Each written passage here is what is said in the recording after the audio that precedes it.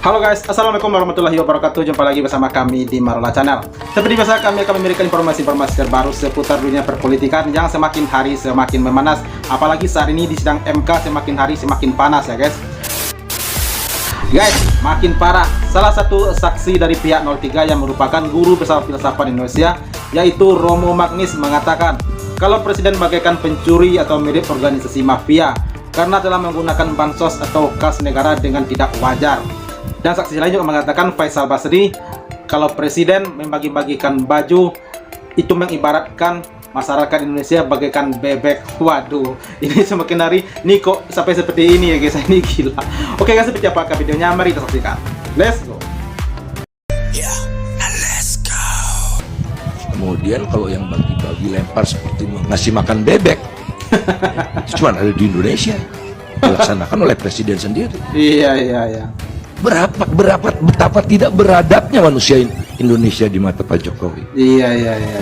Udah biasa. Iya. Dan intensitasnya tahun ini luar biasa. Guru besar filsafat alangkah baiknya diberikan baik-baik gitu ya oleh Pak Jokowi dalam sidang sengketa jangan Pilpres lempar-lempar gitu. Di Mahkamah Konstitusi mengibaratkan presiden seperti pencuri jika menggunakan bansos untuk memenangkan paslon tertentu. Dalam pernyataannya, Romo Magnis menyebut jika bansos bukan milik presiden melainkan bangsa Indonesia, dan pembagiannya harus menjadi tanggung jawab kementerian dan sesuai dengan aturan. Ya, betul. Romo Magnis bilang penyalahgunaan bansos untuk pemilu sama seperti pencurian dan termasuk pelanggaran etika. Betul. Yang saya tonton ya, Romo. Bansos bukan milik presiden, melainkan milik bangsa Indonesia. Yang pembagiannya menjadi tanggung jawab kementerian yang bersangkutan dan ada aturan pembagiannya. Kalau presiden berdasarkan kekuasaannya begitu saja mengambil bansos untuk dibagi-bagi dalam rangka kampanye paslon yang mau dimenangkannya, maka itu mirip dengan seorang karyawan yang diam-diam mengambil uang tunai dari kas toko. Sebelumnya izinkan saya mengajukan 7 catatan tentang etika. Itu artinya pencuri begitu ya. Pertama, etika. Iya. Dengan etika dimaksud ajaran dan keyakinan tentang baik dan tidak baik sebagai kualitas manusia sebagai manusia. Ya, guys, tolong disimak baik-baik ya, Etika karena ini membedakan penting ya, guys. manusia dari binatang. Binatang hanya mengikuti naluri-naluri alamiah, tetapi manusia sadar bahwa nalurinya hanya boleh diikuti apabila baik dan bukan tidak baik. Apakah seseorang itu baik atau buruk diukur dari apakah ia hidup secara etis atau tidak. 2. Hukum. Tuntutan-tuntutan paling dasar etika sejak ribuan tahun dituangkan manusia ke dalam ketentuan-ketentuan hukum. Iya. Misalnya larangan untuk menyiksa orang lain. Jadi tidak memperhatikan hukum yang berlaku dengan sendirinya merupakan pelanggaran etika. Saya tidak masuk masalah konsensus objekto. 3. Etika dan hukum. Agar manusia dinilai baik secara etis, tak cukup ia tidak melanggar hukum. Etika menuntut lebih, yaitu agar manusia selalu juga apabila tidak ada ketentuan hukum harus berbaik hati, jujur, caring, bersedia memaafkan, adil, bertanggung jawab, dan seterusnya. 4. Etika dan penguasa.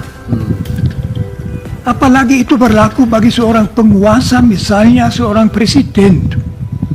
Tak cukup asal ia tidak melanggar hukum. Dari seorang presiden dituntut lebih. Presiden begitu berkuasa, ia bisa memberi perintah menentukan keselamatan dan kegagalan hidup dan mati seseorang.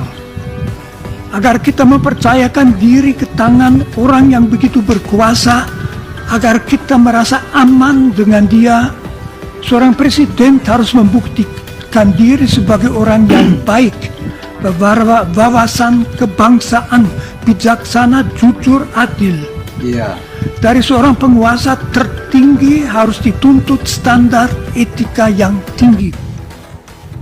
5. Etika dan presiden.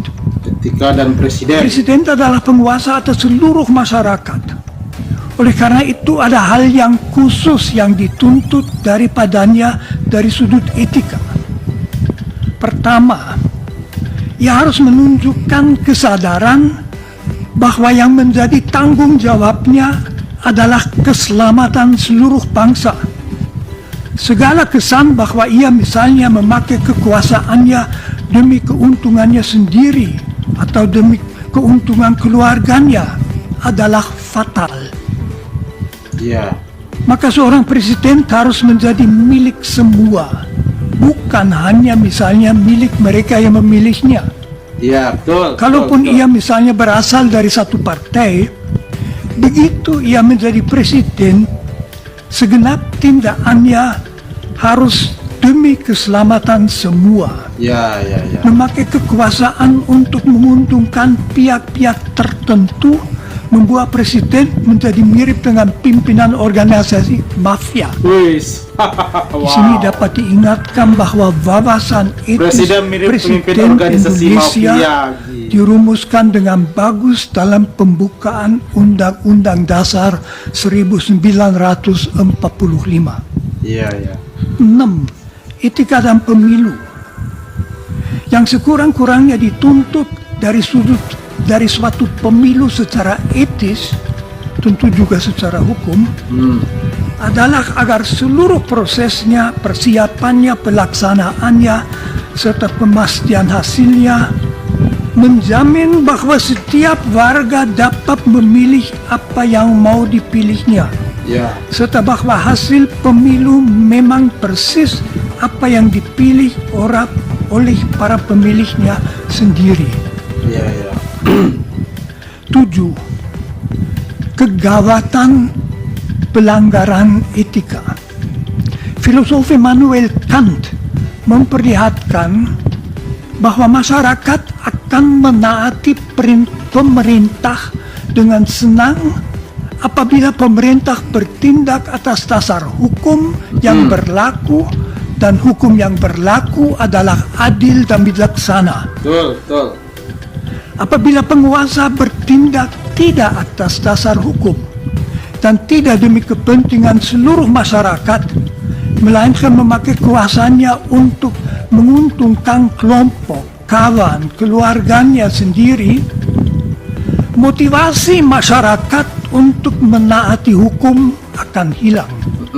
Akibatnya hidup dalam masyarakat tidak lagi aman. Negara hukum akan merosot menjadi negara kekuasaan dan mirip dengan wilayah kekuasaan sebuah mafia. Iya, iya.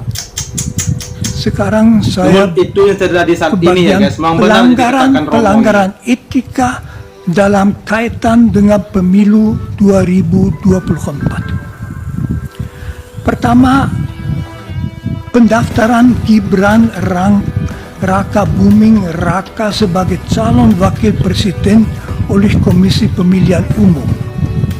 Pendaftaran saudara Gibran sebagai cawapres oleh Dewan Kehormatan Penyelenggaraan Pemilu dinilai pelanggaran etika berat. Iya. Karena pendaftaran itu dilakukan meskipun Majelis Kehormatan Mahkamah Konstitusi menetapkan keputusan Mahkamah Konstitusi yang memungkinkannya sebagai pelanggaran etika yang berat. Iya. Oke, mantap, luar biasa. Saya setuju sekali dengan Romo ya. Itu guys sedikit cuplikan atau potongan video saat Romo Magnis yang merupakan guru besar filsafat Indonesia menjadi saksi ahli dari pihak 03 ketika sidang MK sengketa Pilpres di sidang MK. Dan saya juga setuju dengan pendapat beliau karena itu yang kita rasakan saat ini, apa yang pemimpin lakukan terhadap Indonesia dan apa yang masyarakat rasakan itu yang terjadi saat ini. Nah, namun tergantung kepada pihak hakim nanti ya guys ya, bagaimana para hakim memberikan keputusan dengan seadil-adilnya tentang sengketa pilpres yang terjadi saat ini agar rakyat Indonesia mendapatkan keadilan sesuai apa yang mereka harapkan. Oke guys, terima kasih banyak, sampai jumpa lagi di video berikutnya. Thank you. Thanks for watching.